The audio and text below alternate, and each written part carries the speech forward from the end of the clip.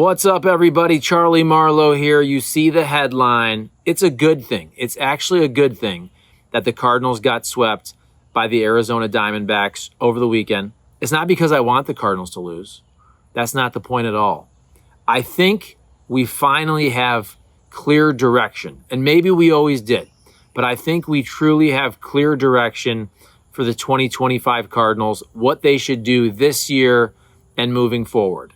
Because here's the deal. This team was kind of always stuck in the middle this season. And give them credit. You actually have to give them credit for being in the position where you're not sure what they should do, or you weren't for a while. Because obviously before the season started, this was a rebuild or a reload or a retool or a whatever, right? But you didn't think, I think most people didn't think the Cardinals were going to be very good. I thought they'd win 79 games. I can't remember what Pacoda and all them predicted them to be, but it wasn't that great. So you actually have to give the Cardinals credit for outperforming their expectations early to put them in a spot even for a while where you're thinking, hey, should they add for 2025? And look, this always comes down to how you play on the field. But there's also a deadline, a literal deadline, the trade deadline, which is about 10 days away now. And so your spot in the standings dictates what you do. If you go back a month or so, and I can't remember when, but weren't the Cardinals 8 games over or whatever they were? Correct me if I'm wrong. Right? If they're 10 games over 500 right now, we're not having this conversation. They're not. Okay, they're what? 2 games over. You just got swept by a team that's kind of just like you, the Diamondbacks, fighting for a wild card. Cardinals right now, look, you can say they're only 3.5 games out of a wild card. I get that. They're what, 8.5 back in the Central Division. But I think the bigger picture is nobody really thinks this is a team that can do much or make any noise in 2025. Even if you squeak into the playoffs, could they squeak into the playoffs? Sure. Would that be a great story? Yes. Do I want the Cardinals to make the playoffs? Yes. Is it worse than a 50-50 chance for them to make the playoffs? Yes. But also I think it's a good thing they got swept because I think the direction is now set in stone. And here I am saying this. Now they're playing just the crap-ass Colorado Rockies. And then you have a good Padres team after that. So will I be eating my words? Could the Cardinals go and sweep the Rockies? Absolutely. Could they have a good series against the Padres? Sure. I mean, are you going to win that series? What, 4-game series, right? My point is, I don't even know if it matters, right? I think coming out of the All-Star break, setting the tone the way they did in a negative way, I think it just makes it clear. Even if you go and have a good series against the Rockies, right? This just isn't a team that's going to do anything big in 2025. And the goal should be for the Cardinals, a team that's won 11 World Series, to win more World Series or run deep. And I just don't think the Cardinals have it in them to do that at all in 2025. So now I think it's even more crystal clear, if it wasn't already. Every decision the Cardinals and John Mozeliak and Chaim Bloom, every decision that they make moving forward has to be about 2026, 2027, and beyond, right? You need to create this new competitive window. And I don't even know if they'll be good enough next year, but at least you kind of reset with Chaim Bloom. You get a bunch of salary off the books. You get pitchers off the books that, frankly, aren't giving you a chance to win, obviously, in Miles Mikolas, in Eric Fedde, and you can just kind of reset everything. Pitching staff, payroll, they're already starting that process with the minor leagues. So to me, look, and I'm not saying trade everybody. Surely trade any short-term asset that you can get rid of or you can move on and get value from this year, okay, in 2025. But I would also say, let's open up a new competitive window, and even if it doesn't start in 2026, let's say your real chance to win is more like 27, 28, 29, 30, whatever the Cardinals think. Every decision they make over the next 10 days has to be with that in mind. If you're not part of the plan to help the Cardinals win, like legitimately win 2026, but more importantly, 2027 and beyond, then that player can be moved.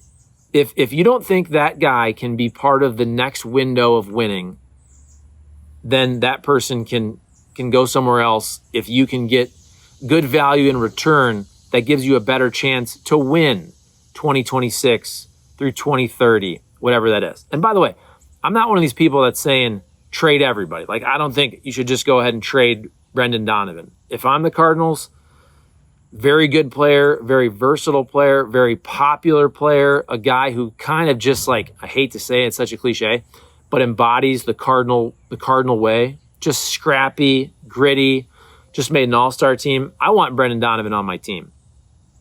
So I'm not in the camp of just trade everybody. Like, I don't think you need a full tear-down rebuild. You've already had this mini rebuild.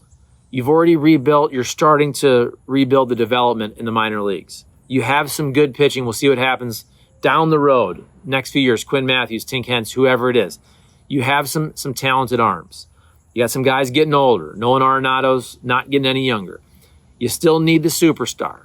Could that be J.J. Weatherholt? We shall see. Will he be a superstar in the big leagues next year? Surely, probably not. Could he be in the big leagues contributing next year? Sure. I mean, if he's really a superstar, that's probably more like 27, 28 and all those things. But my point of making this video is I just think it gets back to, I always quote, white men can't jump. And it's the Rosie Perez. Sometimes when you lose, you really win. Sometimes when you win, you really lose or tie. And my point is, the Cardinals losing over the weekend, which is bad for the short term, I think is actually good for the long term. And obviously, look, I don't think if you go and sweep the Diamondbacks, John Mozeliak and Chaim Bloom, all of a sudden think, oh, this team can be really good. But sometimes you just need it kind of hammered in your head of your direction. And if the Cardinals were like 5 games over, 6 games over, and right, you're kind of like, oh, should we make a run? Our attendance is down. The fans are pissed. We kind of owe it to them to try. But I think most of the fans get it.